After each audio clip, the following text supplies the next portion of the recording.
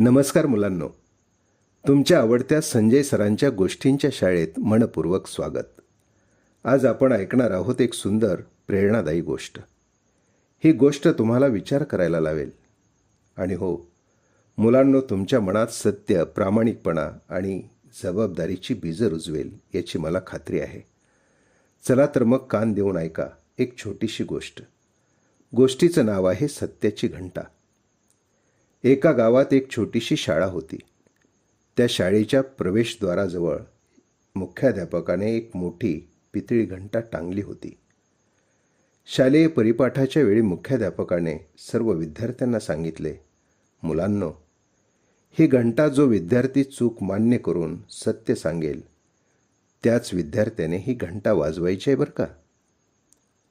मुलांनो, चूक कबूल करणाऱ्याला शिक्षा अजिबात नाही, तर त्या विद्यार्थ्याला योग्य मार्गदर्शन मिळेल. मित्रांनो, ही घंटा सुरुवातीला कोणीच वाजवत नव्हते. एके दिवशी इयत्ता 4थीतला रोहन आणि त्याचे मित्र मधल्या सुट्टीत चेंडू खेळत होते. रोहनने चेंडू जोरात फेकला.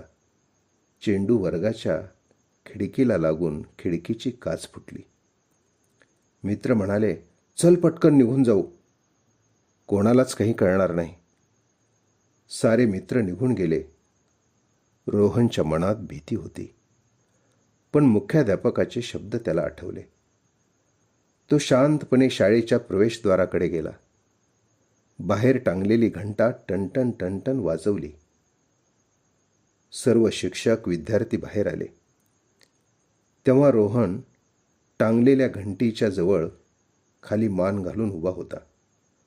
तो सरांना म्हणाला, सर, माझ्याकडून चूक झाली, मला माफ करा. मुख्याध्यापक त्याच्याकडे हसून पाहू लागले. ते म्हणाले, रोहन, काच पुन्हा बसवता येईल, पण सत्य बोलण्याचं धाडस प्रत्येकाकडे नसतं. आज तू चूक केलीस पण लपवली नाहीस, म्हणून तू आमच्यासाठी आदर्श प्रामाणिक विद्यार्थी आहेस. दुसऱ्या दिवशी शाळेतील अनेक विद्यार्थ्यांनी केलेल्या छोट्या छोट्या चुका कबूल केल्या आणि यापुढे आम्ही चुका करणार नाही याचे आश्वासन दिले. मुलांनो, त्या दिवसापासून त्या घंटेला सर्वजण सत्याची घंटा म्हणू लागले. तात्पर्य, चूक होणं वाईट नाही, चूक लपवणं वाईट आहे. सत्य बोलणारा माणूसच खरा धैर्यवान असतो. मुलांनो, आजची गोष्ट तुम्हाला कशी वाटली? या गोष्टीतून तुम्ही काय शिकलात याचा नक्की विचार करा. पुन्हा भेटू एका नव्या गोष्टीसह.